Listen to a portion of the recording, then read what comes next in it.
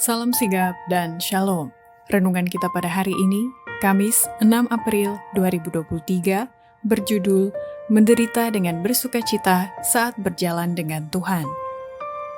Ayat intinya terdapat di dalam Kolose 1 ayat 10 dan 11. Sehingga hidupmu layak di hadapannya, serta berkenan kepadanya dalam segala hal, dan kamu memberi buah dalam segala pekerjaan yang baik, dan bertumbuh dalam pengetahuan yang benar tentang Allah, dan dikuatkan dengan segala kekuatan oleh kuasa kemuliaannya untuk menanggung segala sesuatu dengan tekun dan sabar.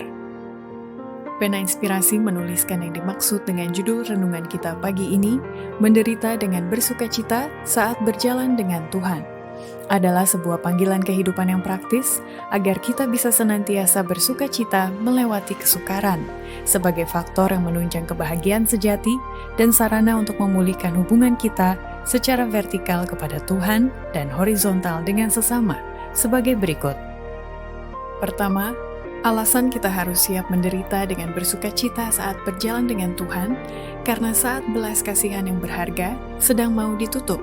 Makanya, kita perlu memastikan diri untuk kehidupan kekal. Marilah kita bangun, peperangan sedang berkecamuk, kebenaran dan kepalsuan sedang mendekati pertarungan terakhir.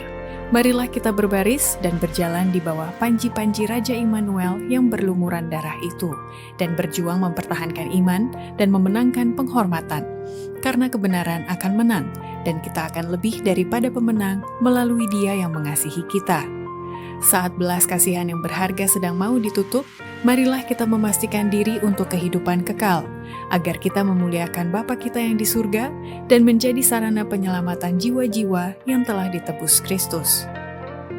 Kedua, alasan kita harus siap menderita dengan bersukacita saat berjalan dengan Tuhan, karena jika kita tidak berjalan dalam terang yang menyinari kita itu, atau meniru ketekunan dan kesetiaan dalam membesarkan terang, maka kita tak dapat diterima atau dihormati Allah.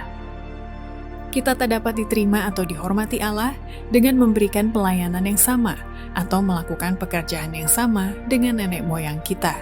Supaya diterima dan diberkati Allah seperti mereka, kita harus meniru ketekunan dan kesetiaan mereka, yaitu membesarkan terang kita seperti yang mereka lakukan, dan melakukan apa yang mereka akan lakukan sekiranya mereka hidup sekarang ini.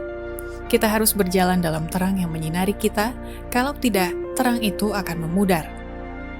Ketiga, alasan kita harus siap menderita dengan bersukacita saat berjalan dengan Tuhan, karena setan sedang menancapkan panji-panjinya dalam keluarga orang-orang yang mengaku pilihan Allah, dan kita harus sanggup memahami perbedaan antara panji-panji musuh dan panji-panji Kristus yang berlumuran darah.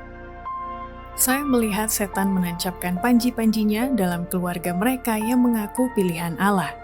Akan tetapi, mereka yang berjalan di dalam terang seharusnya sanggup memahami perbedaan antara panji-panji musuh yang berwarna hitam dengan panji-panji Kristus yang berlumuran darah.